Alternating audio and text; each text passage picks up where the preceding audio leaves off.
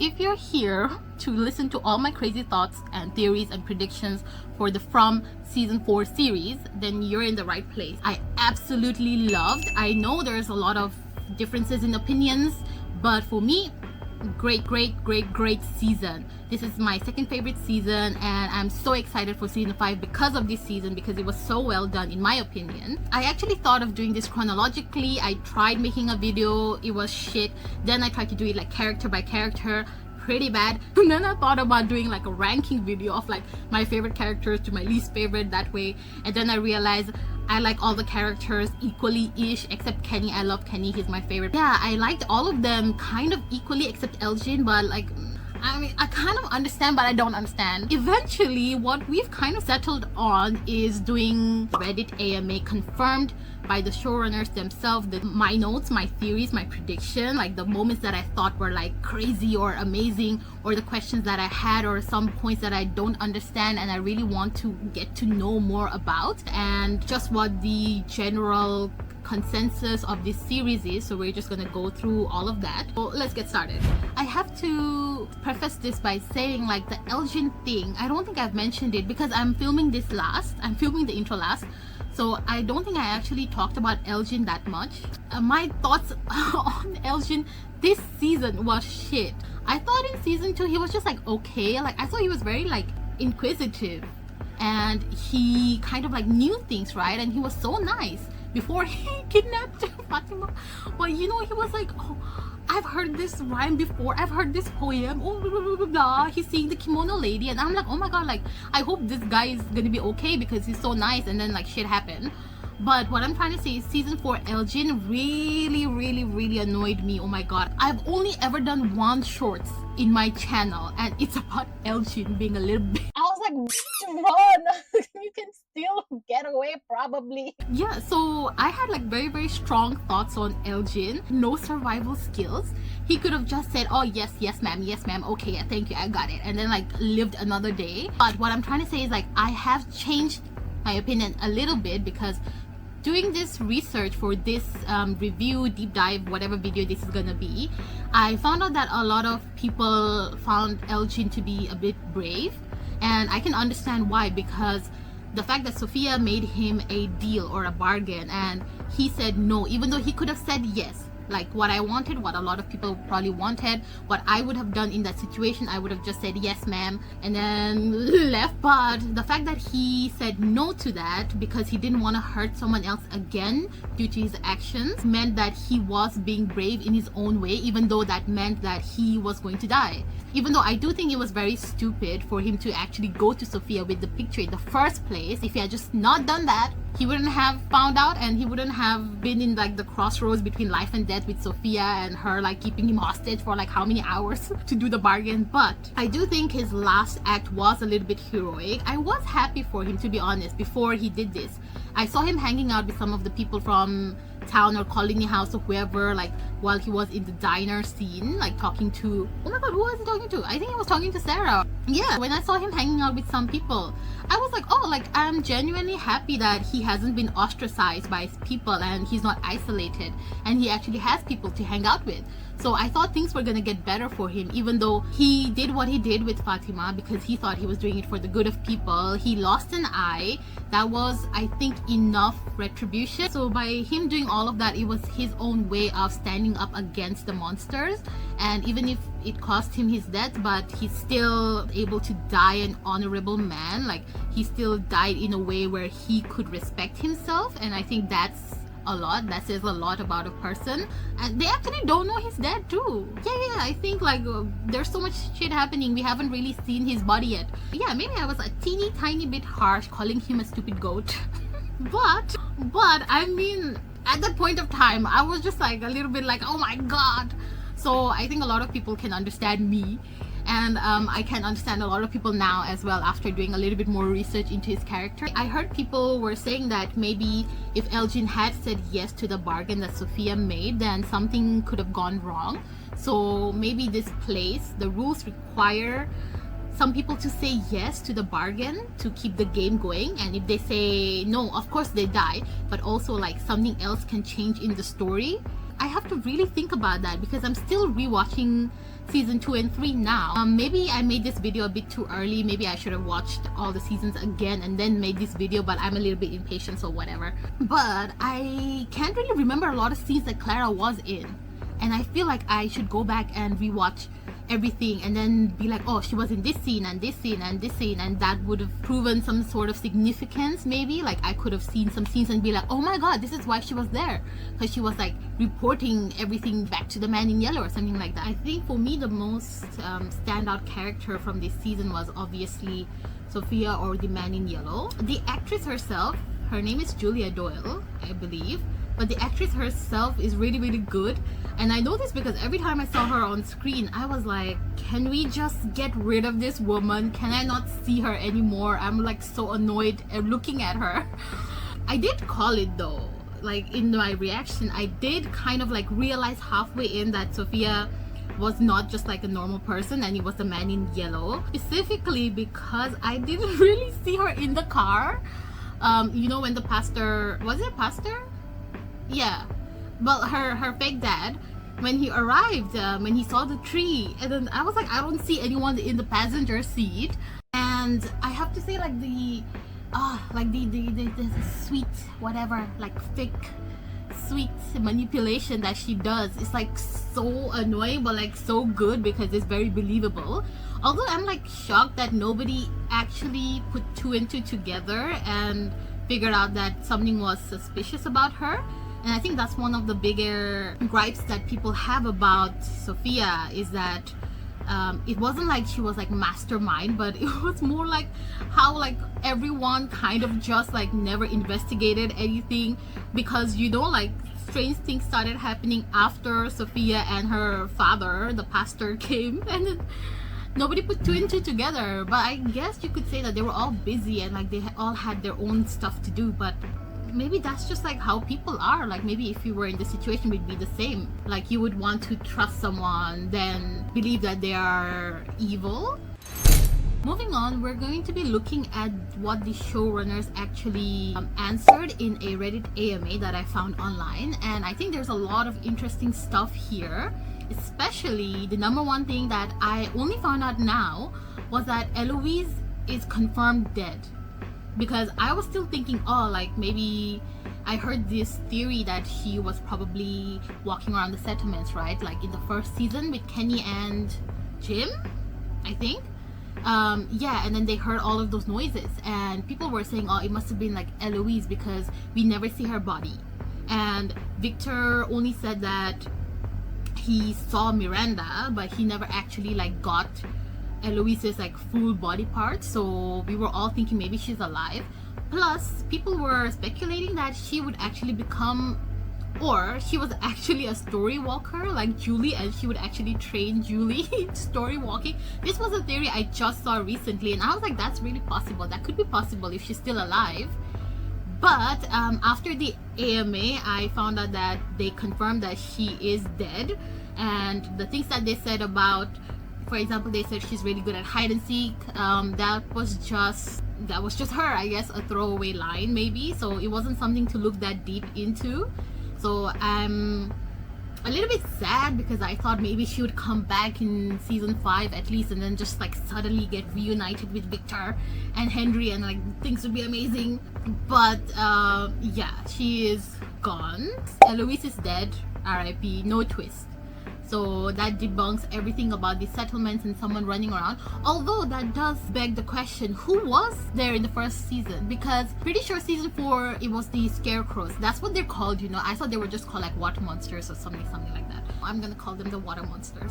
But yeah, pretty sure the water monsters weren't there in season 1 because they only came to life after what the gang did with like pulling them out of the lake of nightmare lake or something. Apparently that's what it's called. So who was there in season 1? Like, unless like we're gonna find this out in season 5, but I feel like that's one of the questions that's kind of remaining. Oh, this one is really good. So someone asked in the thread, will we ever know what happened to the motel? They answered with, the real question is, was there ever a motel? Which I don't know what it is, but it kind of like gave me a little bit of chills because I was like, oh my god, what does that even mean? Like obviously the town is not real, but I thought they took this town from a real life city or like a real life town yeah, and then kind of like parallel universe made it into From Town. So it was a real place. We just like copy pasted into the From Town. But if they're like, is the motel even real? Does that mean that none of the like this does not exist anywhere in the world? My brain cannot handle this right now, so we'll move on. Tabitha and Jade are the only two characters that were meant to come back. I feel like we kind of knew this because they're there because of the children, right? They're there to save them and they have to come back every lifetime until they actually succeed. So it wasn't like a big oh moment. But I think what's more interesting was that the showrunners actually said that the other residents in the town were just like caught in the affair. They also answered the thing about the boy in white growing older. They said that they can't really control that, obviously, so they just like put it into the plot because it's almost the end of this cycle. So this is, let's say, Tabitha's cycle, right? Like reincarnation Jade and Tabitha's cycle, and this is almost at the end, like Man in Yellow said. So that's why the boy in white is growing. And then once this cycle ends, whether they're successful in leaving the town, whether they all die, I don't know, but like once this cycle ends and then we have another reincarnation of Jade and Tabitha, I think the boy in white will go back to being a boy. Do you kind of get it? Because I was thinking about it, right? I was thinking about it, and Victor said that he's never seen so many changes. Like he said the trees were moving. What's that about? Now that I think about it, what was that about? He said what did he say? Yeah, he said, I'm pretty sure he said the seasons were changing as well, which was new to him, and he's been there for like what, 40 years. The other reincarnation of Miranda and Christopher, like the reincarnation before them, they probably saw the boy in white as a boy, and towards the end of their cycle they probably saw him grow up and the trees were changing and the weather was changing and like a lot of things were happening that wasn't normal, and they obviously died. So then they reincarnate into Miranda and Christopher, and that's when the boy in white became a boy again, met Victor, and now that it's the end of their cycle, he's growing up again. And I think no matter what happens, like if this cycle continues, then he's gonna go to being a little boy, and then towards the end of the next cycle he's gonna grow older as well, like once it's close to the finale basically, which I think makes a lot of sense. Yeah, exactly, right? I'm not like crazy, but yeah, so I think that's good that they actually incorporated that into the plot itself, because I wasn't sure if this was something that they had already thought of before or if they like made it along the way. The thing with Clara, they said, is that she actually made the bargain with the Man in Yellow before season 1, so before the Matthews family and Jade and his friend came here. So which means that why I get no actually it makes sense because the Man in Yellow is like a mischievous entity, right? He likes to like get into people's minds and manipulate them and then see how everything plays out, I guess, especially in the middle of it. Like he wants to be in the middle of the action maybe. So maybe this was just his preventative measure, was to already find someone and then like make them a bargain, let them accept, and he would just wait until Jade or Tabitha showed up, and then he can just tell them to, like someone said, it was like a sleeper agent, so they can just activate when Jade and Tabitha were here. And I think that's what he did. Obviously some people are thinking there's more, and then some people think it's only going to be Clara, and she tried to recruit Elgin obviously, which didn't work, but maybe there's more. And I'm thinking, I don't know, I feel like I keep accusing Donna, but I shouldn't because she almost died. But what was she doing in the van in episode, was it 2? I don't know, like when Julie was story walking and then she saw the first day of the incident and Donna was there as well. I'm like, what was that? He said, other than Tabitha and Jade, there is a connective theme among all of the characters who were pulled into the From Town, which is that they were all at a crossroads in their life. That explains why there's so many people in this town and why so many people keep coming. Although, like, now that I'm thinking about it, why are more people coming in the town then? Like, if Jade and Tabitha are already here, why did the bus arrive? Because the town already has Jade and Tabitha, so they already cast a net, they already found them, they brought them to this town. The people before Jade and Tabitha makes sense because they were still waiting for those two to arrive, right? But then after they arrived in season 1, why are there still people coming in, huh? Interesting. I just thought of this right now. Like maybe, because my theory was like the town kind of like supplements the amount of people, because like if it kills off a large amount of people, then a large amount of people have to come by, so it's not like too boring for the entities and too easy for them to kill everyone off. So maybe it could be something like that, but I'm not too sure. Yeah. Oh, this one is good. It's someone asked, is Father Katri's ghost actually him? And they replied with, stay tuned. Yeah, they did. I just had to double check. But I think this is just like really interesting because we all thought it was Boyd's subconscious. I think that was the general consensus, was that he was so traumatized after Father Katri's death, especially like he died in his arms, so he made that persona up, or like he just created Father Katri so that he could grieve properly. But now that they're like, oh, you stay tuned, because like they could have easily just said, yeah, it's a ghost. But instead, because they're saying stay tuned, I'm thinking it's gonna be like another big reveal that we don't really know what's up with yet.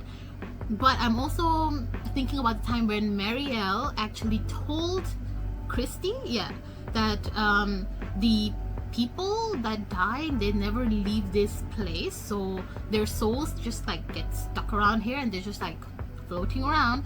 So it could be Father Katri's actual soul that only Boyd can see, but he's thinking it's like something that he's like made up because of the trauma. Because like my notes actually say that there's like few people who can actually see this, right? So for example, Boyd and Father Katri, because they were really close as well, so it makes sense that he can see the soul of Father Katri. And we have Ethan and Jim now, season 4, like he started seeing his dad because they were really, really close as well. And I have a prediction that we are gonna see Marielle again as a ghost or a soul, and she's gonna be talking to Christy and maybe helping us out that way. Let's see. We do see like Abby here and there, right? Like not a lot, but like we do see her sometimes. And I think that was her hand that came out of the ground to grab Boyd. I don't know, but I think it was her. So I'm thinking that you could probably like see the souls of people that you're really close to, or like you feel some regret towards maybe. So yeah, we'll just like wait for season 5, because I think Mary's ghost is coming back. We'll see. Oh yes, and the spider symbolism, they actually talked about it as well. Like season 1 was like a little bit crazy with like Boyd and Sarah and all these spiders, and people were saying that these spiders are good. They're on the side of the good entity. Did we see them in season 2 and 3? No, I don't think so. But to be honest, I haven't watched season 2, 3 and 1 in a long time, but I just remember a lot of season 1 because I'm rewatching other people's reaction to season 1.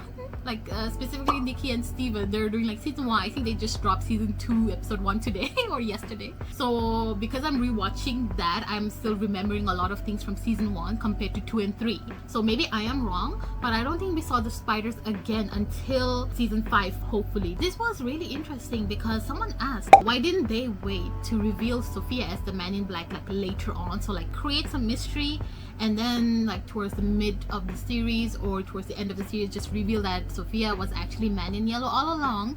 And the showrunners actually said it's because part of the fun of introducing the Man in Yellow at the end of season 3 was leaving room for people to wonder what role he would play and how he would terrorize the residents going forward. So I think it kind of makes sense for me. I wish they had like waited a little bit longer though. I wish they'd done it in episode 2 or like end of episode 2, start of episode 3 instead, because I kind of called it, but then I also wanted the people, well, the people don't know, so what am I even on about?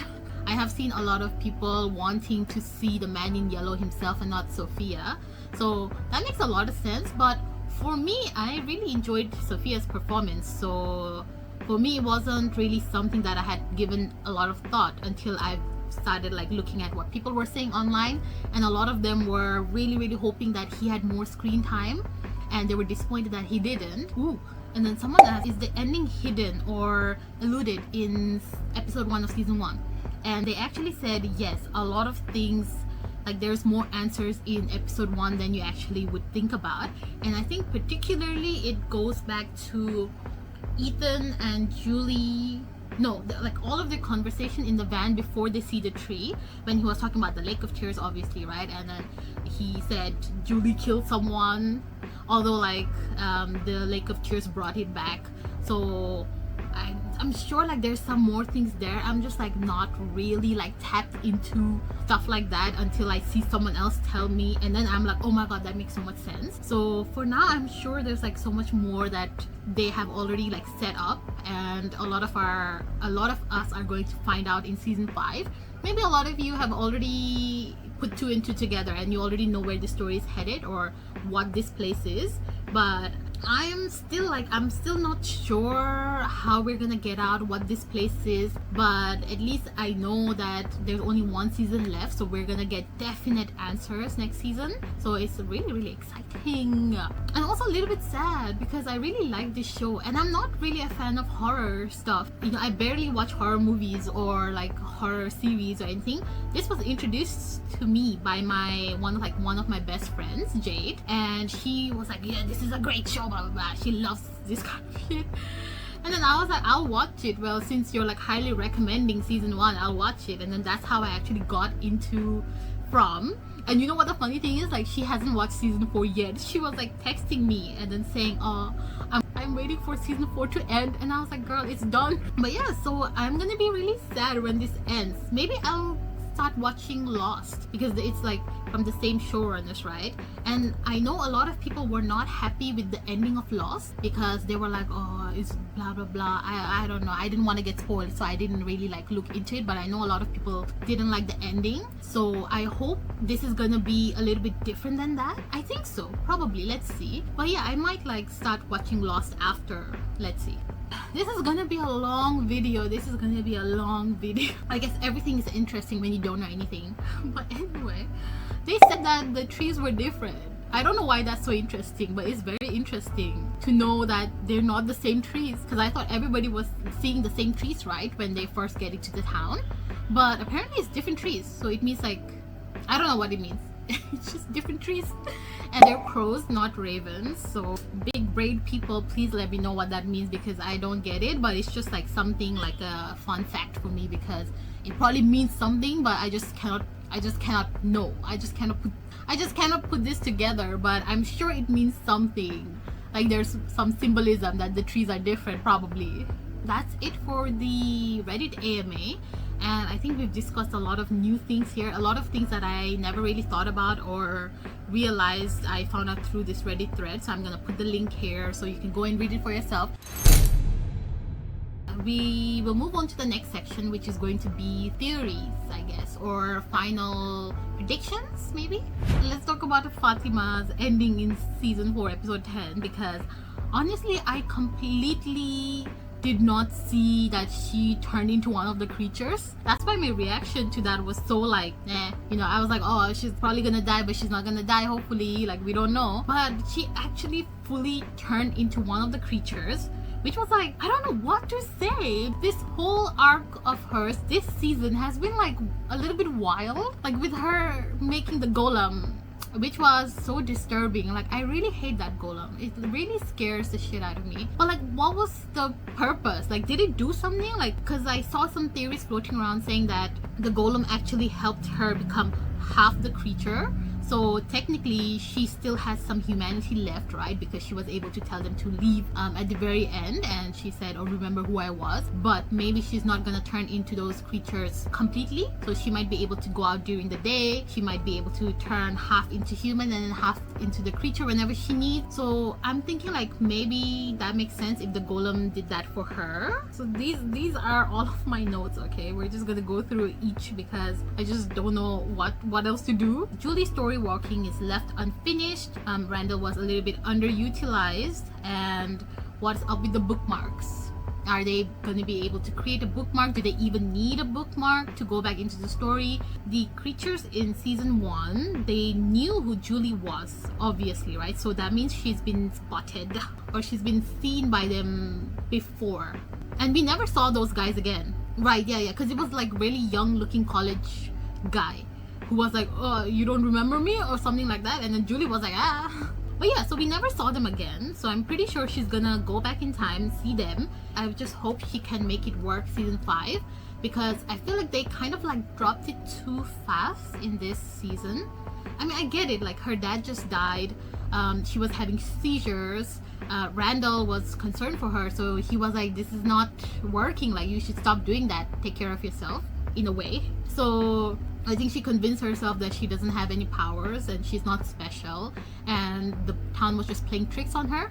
But I'm thinking she will have a change of heart. Something will happen. She's gonna have to like start story walking to save someone maybe, and she's gonna learn how to use her powers like that. And season 5 she's gonna do something really, really huge.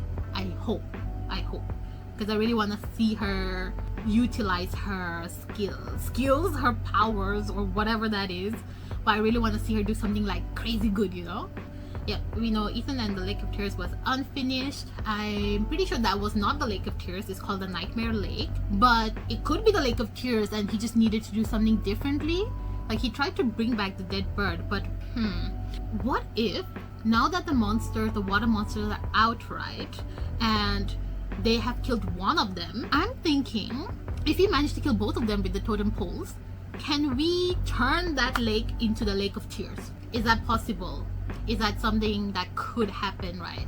Yeah, because like the monsters or the creatures in the lake were contaminating it, let's say, and now that they can get rid of them completely, like all 3 of them or whatever else is under there, maybe it can transform into like the Lake of Tears.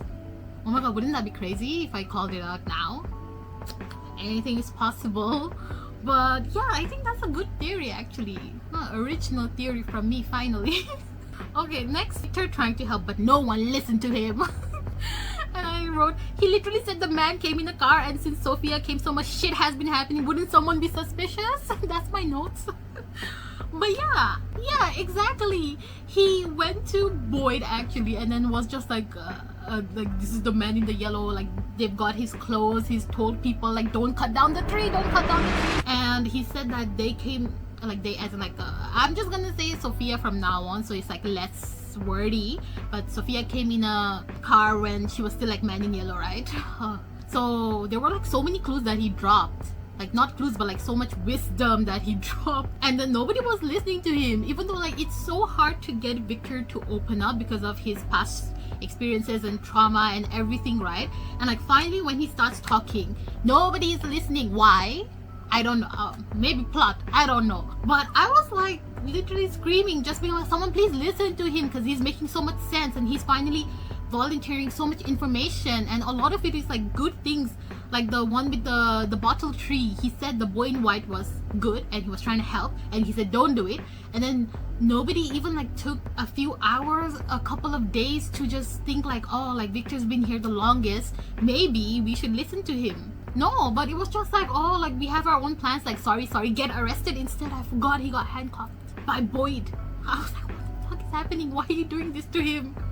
Oh, and in that same topic, I had a gripe with Tabitha when he was teaching Ethan how to survive alone, like if everybody else dies, right? And she's like, what the fuck is wrong with you? What's wrong with you? I was like, what the fuck is wrong with you, girl? Like really, I don't know, but that just didn't sit right with me. But anyway, Victor has been trying to help this whole season. I think a lot of people aren't listening to him and they should be listening to him, but he's got his own thing with his dad now. We don't know how he's going to be, like how the relationship is going to be with his dad in season 5. I think there's going to be a big rift, but Victor is forgiving, so I don't think it's going to be on his part. I feel like he can forgive his dad easily, but Henry is going to have a hard time accepting forgiveness from Victor, I'm feeling. So he might distance himself from Victor or think he doesn't deserve to be around Victor or something like that. I don't know, but I'm really excited to see what Victor is going to do, because like I feel like he's like one of the most important person in this whole town. We need to give some importance to that. Like Jade, Tabitha, Victor, like it's the 3 people who are like the key to this whole like town and whatever is happening, and then you're not listening to one of the main people. So who knows, maybe they'll improve that next time. But it was really frustrating, basically not really seeing him being heard. So yeah, we'll see what happens to him in season 5. Hopefully he makes it out alive. I think he will. Next point I said is Henry got a good character arc. Could have caused some more chaos but didn't. What will happen to him? So this one I think is pretty obvious. By causing more chaos, I was saying like he could have shot Victor, like not killed him, but like shot some organs like the shoulder, legs, something. He could have accidentally shot Ethan. I think that would have been crazy if he actually like accidentally shot Ethan and injured him. I think I'm not happy about that. Obviously I'm smiling, but I'm not happy that a child is gonna be hurt. But I feel like that would have been like a really good like moment. Even though they have a lot in this season, there's been so many moments I've been like shocked to the core. But I think that would have been like, oh my god, like all this manipulation that Sophia was doing, all the things that Henry went through, like not knowing what's reality, not knowing what's fake, doubting himself, doubting his environment, doubting his son. I thought that would accumulate to a point where someone was gonna get like heavily injured, was my prediction. I thought like he was gonna shoot Victor or harm Victor really badly and then feel so bad he was gonna kill himself. But that did not happen. It was thankfully avoided, but I don't know. I guess I just wanted to see some more damage, maybe. Yeah. Okay, so next point is Sarah not getting much to do. Could have investigated Sophia. Yeah, true. It's pretty simple. They were roommates. Do I need to explain more? Yeah. She could have known because that's the voices in her head from season 1. And like I said before, as soon as Sophia came into this town, there's been so many suspicious shit happening, right?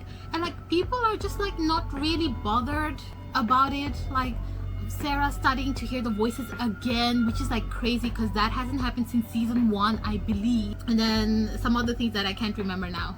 But yeah. But a lot of suspicious stuff has been happening since Sophia has been here, and I feel like if it was anyone, it would have been Sarah because she lives with her. She's talked to her more than anyone else has in this town besides Boyd, I guess. She's been through this before, and I think she's generally a more suspicious character.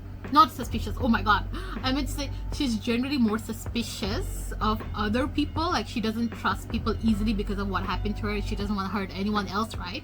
So I thought she'd be like the more careful, the more like, oh, like something is happening but I don't know and I need to put these two together, that kind of person. Like I wanted the same energy she had for Elgin last season is what I'm trying to say.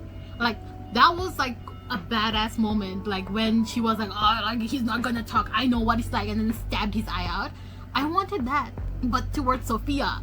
I know she wouldn't have won because obviously Sophia is like crazy powerful, but I wanted Sarah to like quietly be investigating and putting 2 and 2 together, and then like this would actually help the people, what she wanted to do in the first place before she killed Nathan.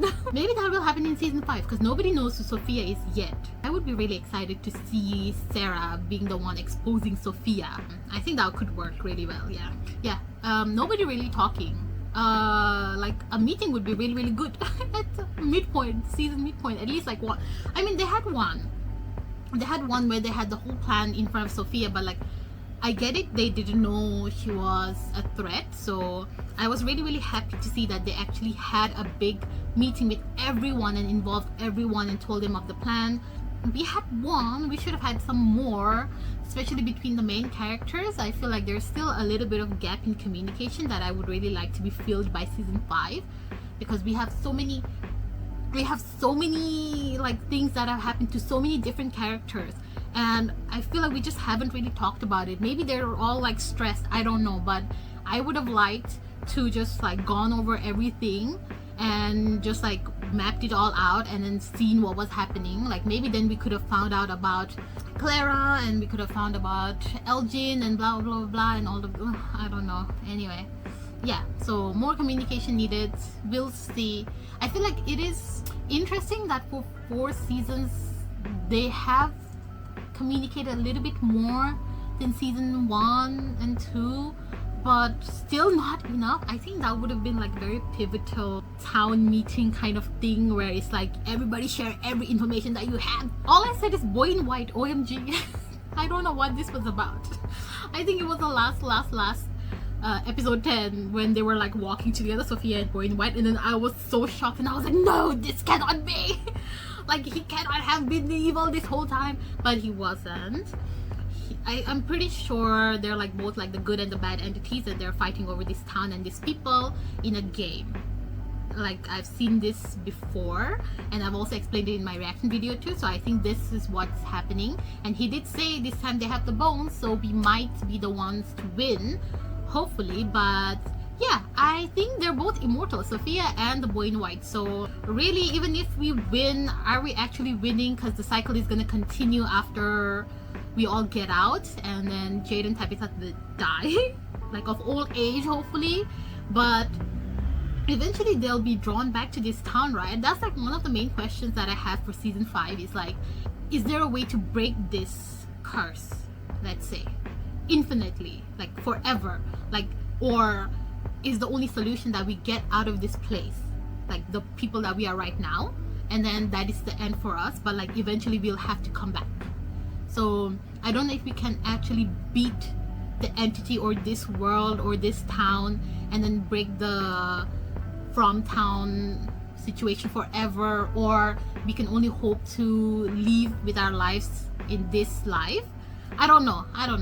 It's just like very interesting to think about, because like even if we win, are we actually winning? Because eventually Jade and Tabitha will be reincarnated, and in an attempt to get them both to come into this town, more people are gonna be here. But wait a minute, yeah, but the whole reason they're here is to save the children, right? So if they save the children and get out this cycle, will there even be a town left? Maybe there won't be a town left because I'm speaking so fast, I need to calm down. Maybe because they'll save the children in this cycle, the town will stop existing because they've fulfilled their purpose of saving the children, and then the entities will disappear. Although I don't think that's gonna be that easy. If they're like supernatural immortal beings that can never die and have been doing this for like hundreds, thousands of years, I doubt like just saving the children is just gonna make them disappear. This time is to save the children that they couldn't save for like how many generations, I don't know. If they save the children and all of our cast and crew get out of the town, and the next one could be like save the adults instead or something like that. Like maybe there's going to be a next new thing that is completely new, and they'll have to finish a different kind of mission to get out of the town. So this will go on forever, basically, is what I'm trying to say, right? So are we really winning if we get out? Unless we can put a stop to this. But can we even do that? Because we're just humans. Interesting. Oh my god. I said Donna heart attack. That's the tag. It says, makes sense. She's under so much stress. Could have died multiple times but got heart attack instead. Yeah. Let me not even start in like the chest compression thing that Boyd was doing. That was so horrific. That was so bad. I think I like had to pause for a few minutes because I was laughing so hard because he was not doing a good job. I used to watch Dr. Mike a lot, and I still remember him just like shouting in my mind, just be like, chest compressions, chest compressions. And I was looking at Boyd and I was like, he's doing nothing, babes. Like, he's literally gonna kill her this way. Like, anybody else could take over, but no one did. And then thankfully she survived. And I thought he had powers. I thought Boyd had powers because like the chest compression was so shitty, but then she became okay, right? Because he was like, you're not gonna die. So I was like, oh my god, his voice has powers. Like, he can command people to not die or to live. But yeah, I think they're just like trying to show that the chest compressions actually worked, which in real life I don't think it would have worked. But also this is not real life, so maybe it's okay. But that was just like the funniest, one of the funniest scenes for me is the chest compressions, which was shit. And I'm so glad that Donna didn't die because of his shitty CPR, and she's actually alive if she's not a sleeper agent. Okay, I said Boyd is also stressed, so he could have had the heart attack too. So yeah, hopefully he doesn't. He's already battling his own things like, you know, Parkinson's and like seeing Father Katri, seeing Abby, seeing like ghosts and like crazy thing happening. He hallucinated a ring that was not even there, or was it there? I don't know. He's hallucinating shit. I think they said the ballerina might make a comeback next season, so he could be seeing that again. But yeah, I think Boyd is already under a lot of stress. I don't want him to have a heart attack too. So why didn't Acosta tell anyone about Elgin and his eye? I thought there would be two factions with Boyd and Acosta after she tells everyone about what Boyd and Sarah did, and the people would be like, oh my god, like that's really bad, Boyd, like we don't want to be with someone like you, we have a real cop here. And then like they were gonna split into two different factions with like Boyd, Donna, and the main characters in one, and then Acosta leading like a whole group of like NPCs in a way. But she never told anyone, did she? She just like stayed suspicious alone, which I don't really think is in her character because she's very hot-headed. But maybe I missed something, like I don't know, maybe I have to rewatch some parts again. But yeah, like I thought she would have made like a bigger mess, or like she would have been like a antagonist, right, to Boyd's protagonist thing. But yeah, she didn't really do much except argue with Boyd and then just be like, ah, give me my gun and stuff like that. But then I guess at the end she is like being a little bit nicer to everyone. She's a little bit more understanding of the situation, so I do like that she's progressing a little bit as a character instead of just staying the same like she was when she first came to the town. So that's good. Ooh, I did ask, did Boyd actually somehow drink the man in yellow's blood, Sophia's blood, by mistake somewhere, and that's why he's hallucinating all of this stuff, like the spiders, the ring, the camera where he saw the wedding picture of him and Abby, he's hallucinating that. He's been just like seeing a lot of things, right? So I'm thinking maybe like somewhere in the past he actually drank the blood by mistake through Martin. Did he? No, I mean he did get Martin's blood, but like Martin is not Sophia, so it wouldn't work, would it? Interesting. Martin is coming back next season apparently, or something like that, I don't know. The showrunners kind of just said stay tuned, so I'm thinking whenever they say that it means that it's happening next season. So Martin is probably gonna make a comeback, and we're gonna get more answers about that. Oh, I said, how did she even transform into the creature? Weren't they granted immortality in exchange for the children?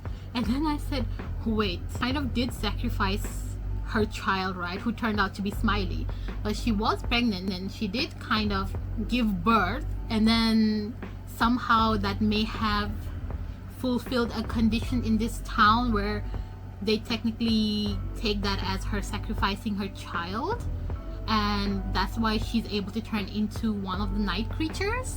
Maybe that makes sense. Like the town thought she sacrificed Smiley because she doesn't want him anymore, so they were like, okay, she gets immortality, she gets to be a monster. Makes sense to me in a way. I don't know, does it make sense? Yeah, maybe I'm looking too much into this, but yeah, I'm thinking maybe that's why she can turn into one of them and the others cannot. Oh, Mariel dying, why? I said why. Even like during the reaction I was saying like, why did they do all of that just to kill her and not even do anything else? Like, what was the point? It was so frustrating because of the earthquake and the talisman. I thought it was Sophia who like threw it or something like that, but it wasn't. It was just like naturally happening. But like, why did Smiley specifically come to kill Mariel and I didn't even do shit? Didn't even do anything to Fatima. I'm not saying do something to her, but I'm like, why did you stop? You could have easily killed Fatima if you wanted to, right? He was literally there and all he said was like, interesting, and then left. So I'm like, why did you hurt one and then why did...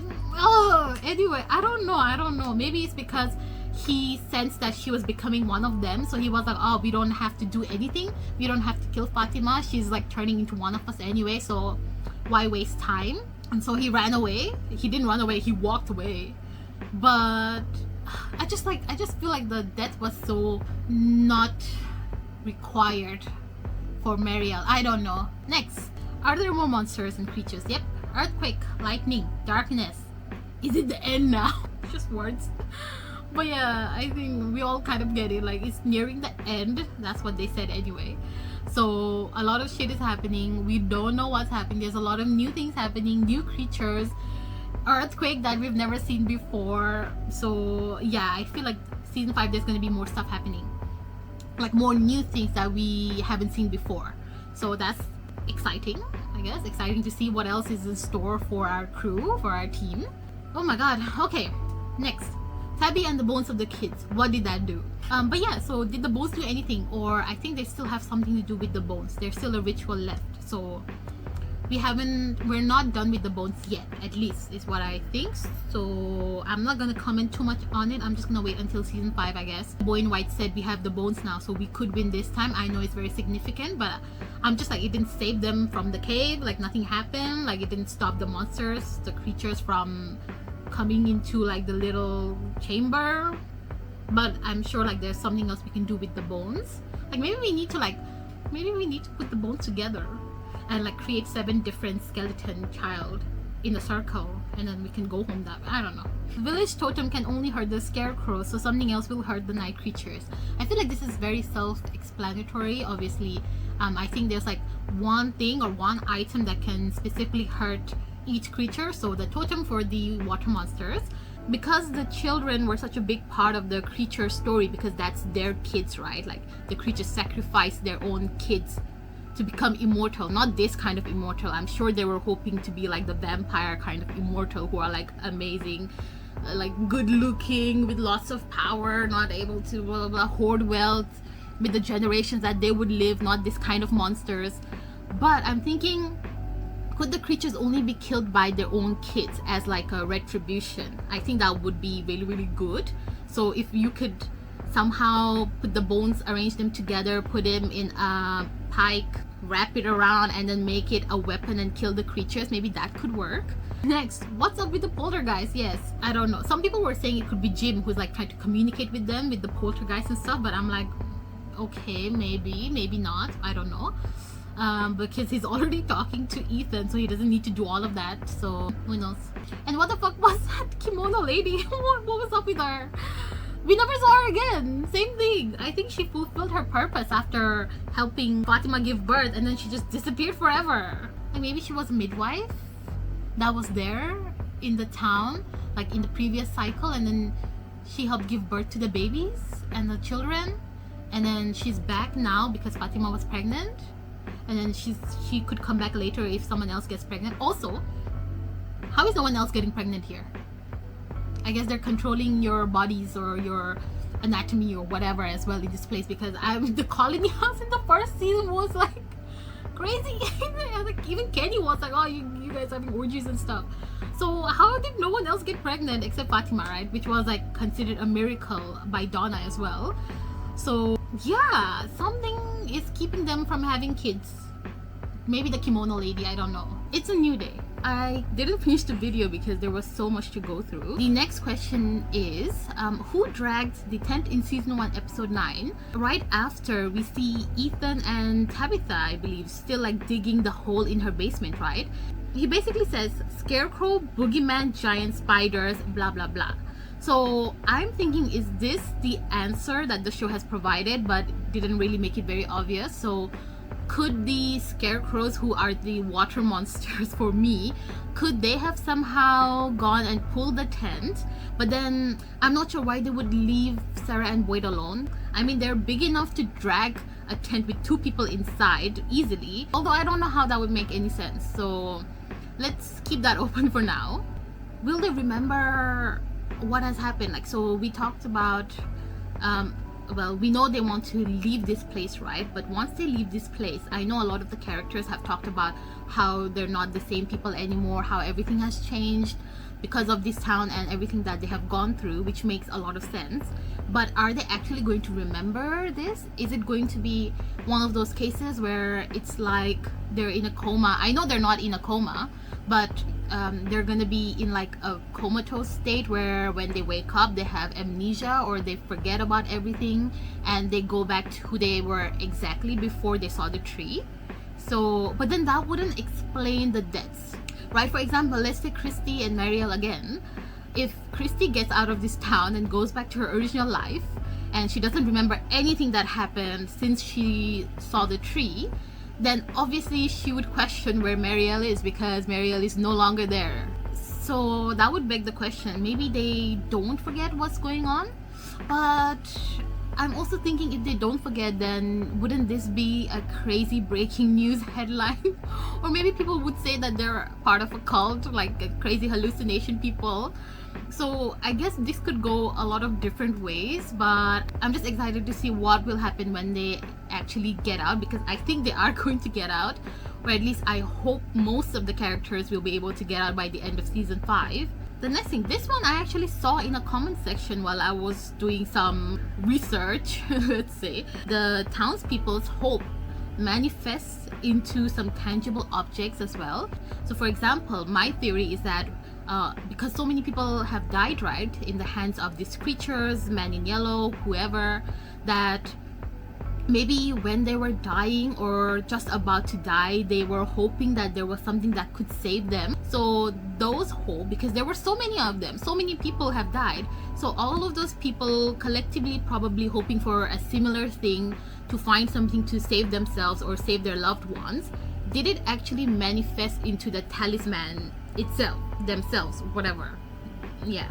So is that why we have so many talismans? Like maybe we have like hundreds of talismans. I don't know if we have a finite number or not, but that comment just sparked something in my thoughts basically, and I was like, oh, is that like why we have the talisman? Because it's never explained why they were all in that cave. Or maybe did the boy in white put it there so to make the game more fair for the humans, because otherwise we're at a severe disadvantage. So maybe the past cycle with Miranda's cycle, because there was no talismans, maybe it was just easy for the man in yellow to win the game and kill everyone off. So this time the boy in white decided, hey, I feel like we need a little bit of an adjustment. So he somehow introduced the talismans in the cave, and he was just waiting for someone to find it, and Boyd just happened to be the one person who went out of his way into the woods and then stumbled upon them. So those are two theories, but I feel like I like the one with the hope manifesting into something good better. Boy in white and the man in yellow are basically gods because they're immortal. They've been doing this for who knows how long centuries. They are all powerful in a sense, although the boy in white is he's not less powerful, but there are less things that he can do. Is it because he's not supposed to be a boy? And I'm thinking in this way, like, is the boy in white actually supposed to be man in white? And somehow maybe he had, because, oh my god, okay, wait, please organize my thoughts. What I'm trying to say is, what if the boy in white is actually supposed to be a man in white? So we have a man in yellow, then we have a man in white, like at the very start of history, let's say, okay, like dawn of times, there were like these two brothers or whatever. They're like boy in white, man in white, and man in yellow. So they're like brothers, best friends, let's just say like two people who came from somewhere. And they started this bet because they were so bored of immortality and so bored of living such a long life without having to do anything, that they created this game so they can keep each other entertained. And obviously one of them chooses to help the people, and then the other chooses the opposite way, which is to not help the people. Everything is fair, and they have all of these rules, as we know, like there's rules. They have to do certain things certain way, like a ritual. They cannot do this, for example, the night creatures cannot come out at day, the water monsters can be killed by the totem poles, but they can't kill the night creatures. So there are certain rules. So maybe they created these games, right? And because the boy in white keeps losing, because over the centuries or like over the generations that this has happened, we know, do we know? I guess I could say we kind of know that nobody has actually survived this town and gotten out completely. And so I'm saying, stay with me. What I'm saying is, because the boy in white has been losing this whole time, because he's trying to help the people can never survive because the man in yellow is winning the whole time. Did the boy in white lose his powers from being man in white? So he was man in white, he keeps losing for like generations and centuries. So every time he loses, he like loses a little bit of his powers, and he's just been losing, and then that also means that he's also like growing physically younger. So from a man, he's been growing into a little boy because he keeps losing. And that's why, like, when we're first introduced to him, he's boy in white. Like when Victor first sees him, he's like a little boy. And now that he's growing is because the place is also changing. Like Victor said, everything is changing. The trees, the seasons, blah blah blah blah, they're moving, they're changing. But maybe it's also because it's the end of this cycle, and this time the boy in white has a bigger, like a higher chance to actually win. So maybe he is like growing a little bit older, getting more of his powers back. Yeah. And then eventually I feel like if he keeps winning, like if this game keeps going on forever and he keeps winning, that he can go back to his original self, which is a man in white, and then somehow get the same powers as the man in yellow. And then maybe they can finally stop playing this game because they can both be like, okay, we've had enough. I don't know. I thought I was making a lot of sense until like the very end, and now I'm doubting myself. So, but I feel like that's fun. Like that's what is really fun about watching like movies and series and coming up with all these crazy theories that could be right, that could not be right, you know. And maybe like some of you have had similar thoughts, so you can just let me know if you have thought of similar stuff, or if you have even crazier theories, because I would love to hear it before season 5. But yeah, I'm just thinking, could that be it? Could that be it? Could they be brothers? Boy in white, man in yellow, could they be brothers actually? Or like some sort of siblings or twins? And then like I said, the man in white just like became a baby because he keeps losing. And because the people lose, he loses his powers, and now he's a little teeny weeny baby. And they're actually twins. And the man in yellow keeps growing. Oh my god. Imagine. So like they started the same age because they're twins, right? And then because boy in white keeps losing, he grows younger, and because the man in yellow keeps winning and the people die every cycle, he keeps growing older, so that's why he's like a grandpa and the boy in white is a child. I don't know, I feel like that's a solid theory. Isn't that a fun theory though? I feel like that's such a fun theory. How do I even think of these stuff? I don't know. I feel like I have so much free time. My mind is running 24/7 with crazy shit. Has there ever been pets in the town? Like I'm sure some family has, oh my god, yeah, I'm sure someone has traveled with their pets before and got stuck in this town. Oh my god, think about the animals. Yeah, I mean we have animals, obviously we have like the farm animals, but I'm thinking like specifically like a cat, a dog, tortoise, rats, what others, like snakes, iguanas, rabbits. Like have we had any pets before? Because like we don't have in this cycle or the last one probably. But like oh my god, like what about the pets that are stuck here? That's so sad. Like what did they do? Well yeah, why did I say this? Oh yeah, because of the dogs. I'm just like, were the dogs just dogs, like some other people's dogs who died here in this town, and then their souls are just running around in the forest, which is kind of nice but also not really. But yeah, has there ever been any pets in this town? That's a really important question actually. Because well, the cats are gonna be fine. The cats usually don't leave their houses anyway. But the dogs though, like if they run away or like they're running around doing their dogly duties and then they get lost and they cannot come back by nighttime, do they get attacked by the creatures, or do the creatures like not care? Because like they didn't really attack the goats or the chickens, right? Because they have time all night to go into the barn, unlock the barn, and then just like kill all the cats and kill all the chickens and kill all the goats and everything. But the only time they've hurt an animal is when they did like the fake gym death just for like oh my god, I'm just thinking about it, and that's so funny that they did that for shock value. Like they acted like it was Jim's body part, and then actually it was like a goat or whatever it was, and then they put Jim's body in the barn for shock value.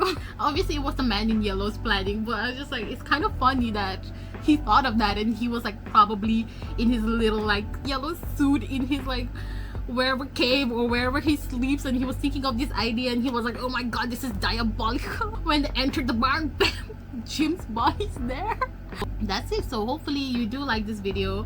Season 4 maybe was a little bit disappointing for some people. I would say personally it's one of my favorites. If you have any feedback, if you want to give me any pointers, if you want something to improve, if you don't think this is working or this is working, or if you want to say something to me, then please leave a comment.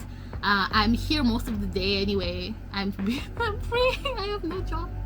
I don't know how many times I've said that. I feel like I probably will never stop saying that I don't have a job until I actually have a job. So yeah, I'm free. So just like leave a comment and tell me what's good and what's not, and then I will see you in the next video, which I'm not sure what it will be, because I'm filming Obsession the movie right now. My laptop stopped working because I spilled a little bit of water, I think. but I don't know if I will release that reaction before this video or after this video, so depending on the timeline it could have already been released. And then I'm thinking about this, I actually want some feedback if you guys are still here, obviously, but does it make sense for me to go into other kind of review or deep dive or my thoughts kind of videos? As much as I love this series, I don't want to be like a from expert, from creator, you get me, because I feel like I have bigger plans for my channel anyway. So I'm hoping to make this one video and then maybe another one if it does really well, and then that's the end of From until season 5. So would it make sense if I start talking about like anime, for example, anime commentary, if I start talking about 90 Day Fiancé, reality TV show, Love Island, because I'm really interested in those. I love K-pop, so maybe I could do something about K-pop industry or a K-pop group that I really like, or upcoming releases. You know what, either way I'm gonna do what I want. It's my channel, right? So yeah, let's see. Anyway, I hope you all have a great day.